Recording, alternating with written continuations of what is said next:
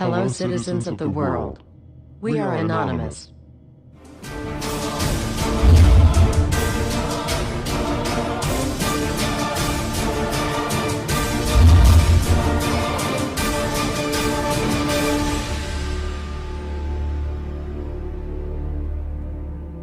Dear brothers and sisters, now is the time to open your eyes. In a stunning move that has civil libertarians stuttering with disbelief, the U.S. Senate has just passed a bill that effectively ends the Bill of Rights in America.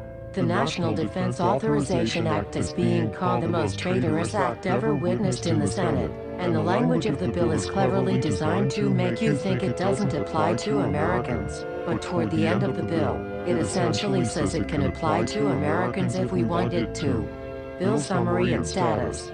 112th Congress, 2011 to 2012, S. 1867. Latest title, National Defense Authorization Act 4.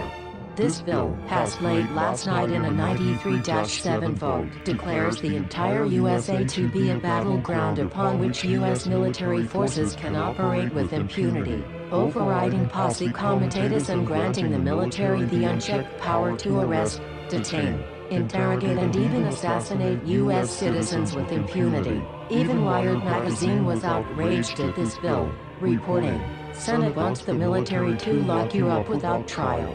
The detention mandate to use indefinite military detention in terrorism cases isn't limited to foreigners. It's confusing, because two different sections of the bill seem to contradict each other.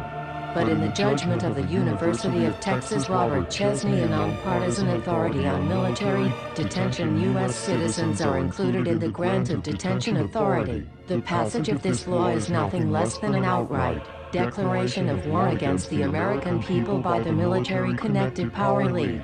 If this is signed into law, it will shred the remaining tenets of the Bill of Rights and unleash upon America a total military dictatorship, complete with secret arrests, secret prisons, unlawful interrogations, indefinite detainment without ever being charged with a crime, the torture of Americans and even the legitimate assassination of U.S. citizens right here on American soil. If you have not yet woken up to the reality of the police state we've been warning you about, I hope you realize we are fast running out of time. Once this becomes law, you have no rights whatsoever in America, no due process, no First Amendment speech rights, no right to remain silent, nothing.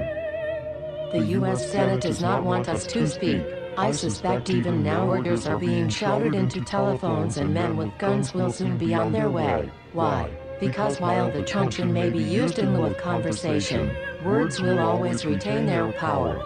Words offer the means to meaning and for those who will listen, the enunciation of truth. And the truth is, there is something terribly wrong with this country, isn't there? Cruelty and injustice, intolerance and oppression, and where once you had the freedom to object, to think and speak as you saw fit, you now have censors and systems of surveillance coercing your conformity and soliciting your submission. How did this happen? Who's to blame? Well, certainly there are those who are more responsible than others, and they will be held accountable. But again, truth be told, if you're looking for the guilty, you need only look into a mirror. I know why you did it. I know you were afraid. Who wouldn't be? War, terror, disease. There were a myriad of problems which conspired to corrupt your reason and rob you of your common sense. Fear got the best of you, and in your panic, you turned to the now president in command, Barack Obama. He promised you order. He promised you peace. And all he demanded in return was your silent, obedient consent.